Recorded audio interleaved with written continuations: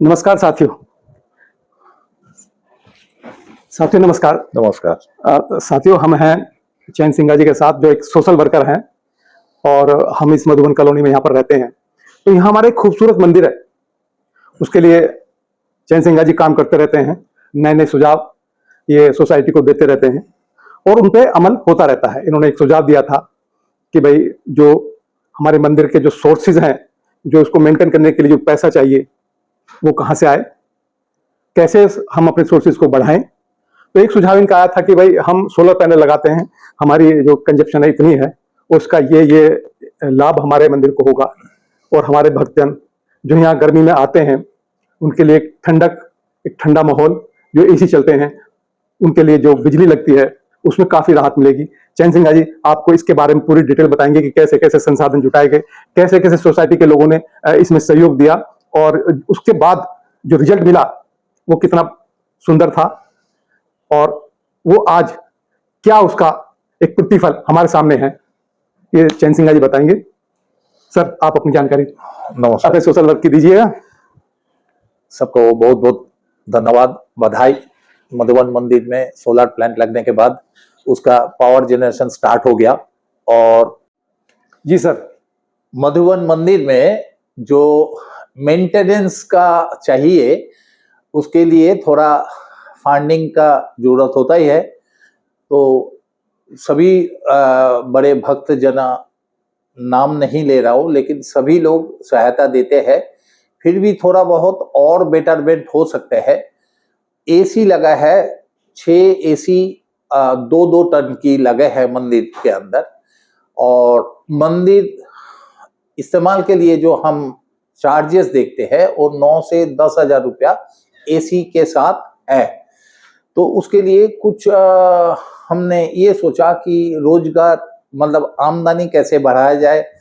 मैं accounting field का हूँ, प्रोफेशनल हूँ, तो हमने देखा कि इनकम बढ़ाओ, मतलब आमदनी बढ़ाओ या खर्चा घटाओ। तो हमने इन दोनों के बीच में देखा कि एक सोलर प्लांट जो भगवान के दिया हुआ ऊर्जा से ही तैयार होता है और भगवान की सेवा में ही लगेगा, और क्या बढ़िया हो सकते हैं। तो मैंने ये सजेशन रखा और जो मंदिर समिति कमेटी है उसने अप्रूवल दिया और अप्रूवल के बाद हमने काम थोड़ा इनिशिएटिव लिया। हमने मतलब सभी जना, इसमें अकेला का काम नहीं होता है, कोई भी काम सभी ने देखभाल किया। बड़ों का आशीर्वाद मिला जब जैसे कृष्णा माता जी, मिस्टर वेद गुप्ता जी, डॉक्टर हरीश सेठ, डॉक्टर पीएस गुप्ता, कैलाश अग्रवाल जी, इनके गुप्ता जी, संपत जैन जी, राकेश जी, आशु की तरफ से वो आया था। तो मंदिर के साथ जुड़े हुए थे और भी बहुत जना दिया। जैसे हमारे 21 नंबर पे हरिराम गुप्ता जी है, उसने बाद में भी और सहायता बढ़ाया। तो हमने देखा कि हमारे फंड कोई समस्या नहीं हो सकते हैं। तो हमने आगे बढ़ा, स्कूटी किया।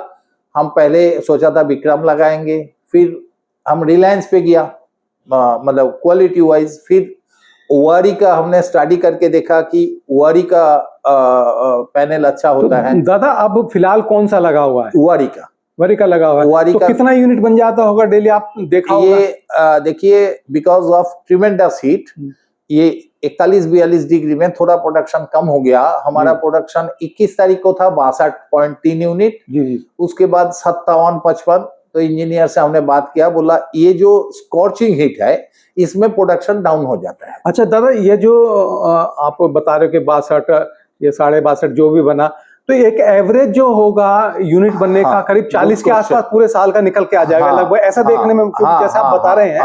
बिल्कुल बिल्कुल इस तरह से है ना। और इसका जो कॉस्टिंग, जो आप जो एस्टिमेट कॉस्टिंग जो इसका फिनिशिंग के बाद बैठा, वो कितना बैठा?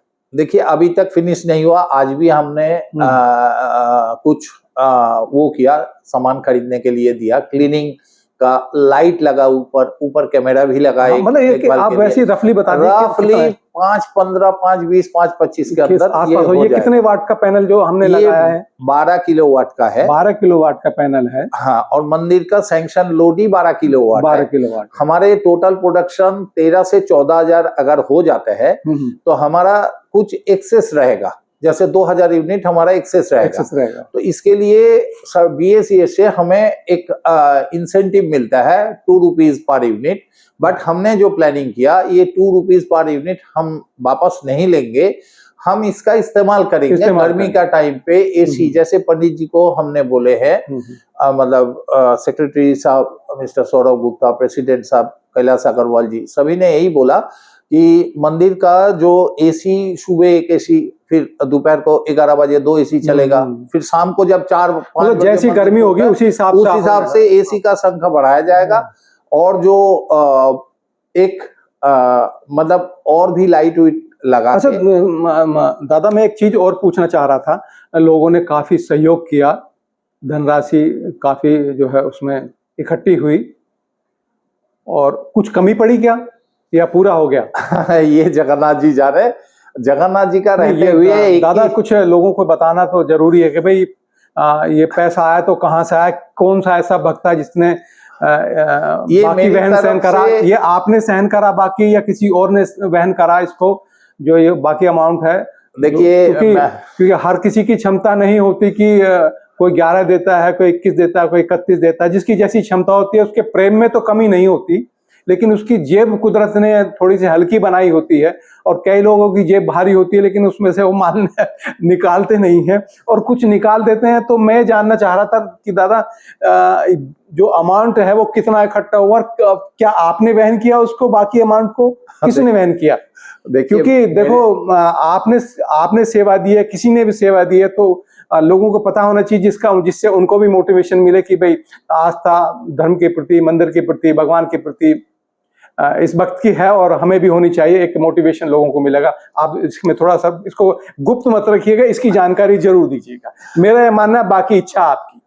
देखिए, शुरुआती में मैं पहले 21,000 देके फंडिंग स्टार्ट किया था। उसके बाद फंडिंग लगभग 3,35,000 के करीब इकट्ठा हो गया।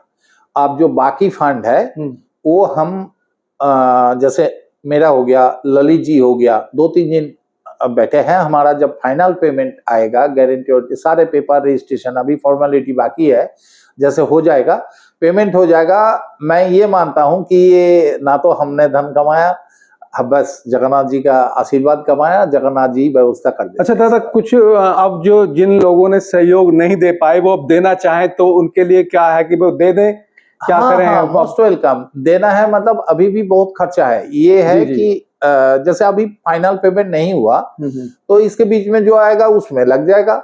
और हमारा मन बना हुआ है, एकदम बिल्कुल बना हुआ है कि इतना हम वो ऑलरेडी सेवा में, मंदिर की सेवा में लगे। अच्छा दादा, ये आपने जो पैनल, आपने आपके लोगों के सहयोग से आपने जो एक पैनल लगाया, तो इसकी मेंटेनेंस क्या होगी? क्या इसकी लाइफ किस तरह से, भाई महीने का कोई खर्चा बैठता है या कुछ क्या है? क्या अब लगा दिया भूल जाओ, ऐसा कुछ है क्या? इसका एक एनुअल मेंटेनेंस जो है, इसके लिए आपको महीना का 1,500 से 2,000 रुपया एक मेंटेनेंस लगता है क्लीनिंग का। क्लीनिंग जैसे आज भी दिया मैंने, हमें धूल मिट्टी पैनल के ऊपर आ जाता है। तो उसके लिए फिर वो धूल मिट्टी,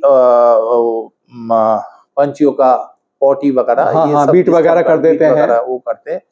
तो इसके लिए आज भी दिया ब्रूस खरीदने के लिए, पानी का वो कनेक्शन के लिए। तो अभी खर्चा मतलब चलेगा, 1 महीना तक इसको कंसोलिडेट करेंगे। लेकिन भगवान का दिया हुआ है, भगवान का सब कुछ है, हम खाली चेष्टा कर रहे हैं। और खाली एक ही रिक्वेस्ट है मंदिर कमेटी को कि ये जो 16 लगने के बाद जो हमारा सिस्टम और आगे बढ़ा के ले जाए, और थोड़ा सा जो चार्जेस है 9-10 हजार रुपया, इसको कैसे मॉडरेट किया जाए। अभी स्पेस तो है मंदिर की छत पे, और भी लग सकता पैनल की? नहीं, हमारा सैंक्शन लोड है 12, तो हम 12 तक ही लगा पाएगा। सैंक्शन लोड फिर बढ़ाना पड़ेगा, अगर हम एडिशन में जाए तो 12। तो दादा कैसा फील हो रहा है ये एक? अरे भगवान के आशीर्वाद है मेरे सामने। भगवान 5 खिति ऑप तेज मरुद बम, मतलब अग्नि, वायु, जल, धरती, आसमान, इसी से हमारा सृष्टि, दोस्तों, इसी से विलय है होना है। आप ये जानिए कि सोशल वर्कर के, और सोशल वर्क भी ऐसा जो भगवान के चरणों में समर्पित हो, उसको करने के बाद कैसा फील होता है ये आप दादा के चेहरे को पढ़ सकते हैं। इन्होंने कोई एहसान नहीं किया और इनकी कोई ऐसी इच्छा भी नहीं है कि इन्होंने एक झंडा उठाया और उस काम का जो अंजाम है उसको अच्छी जगह पहुंचाया, उसका ये प्रतिफल लें, लोग इन्हें सलाम करें या इनको पूछे भी इन्होंने ये काम किया, ऐसी इनकी कोई इच्छा नहीं है। उस वजह से इनके चेहरे पे जो मुस्कुराहट है आप देख सकते हो।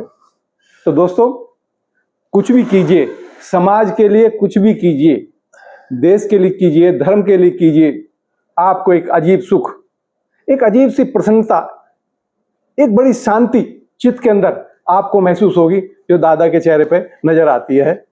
जय श्री कृष्ण। जय श्री कृष्ण, जय जगन्नाथ।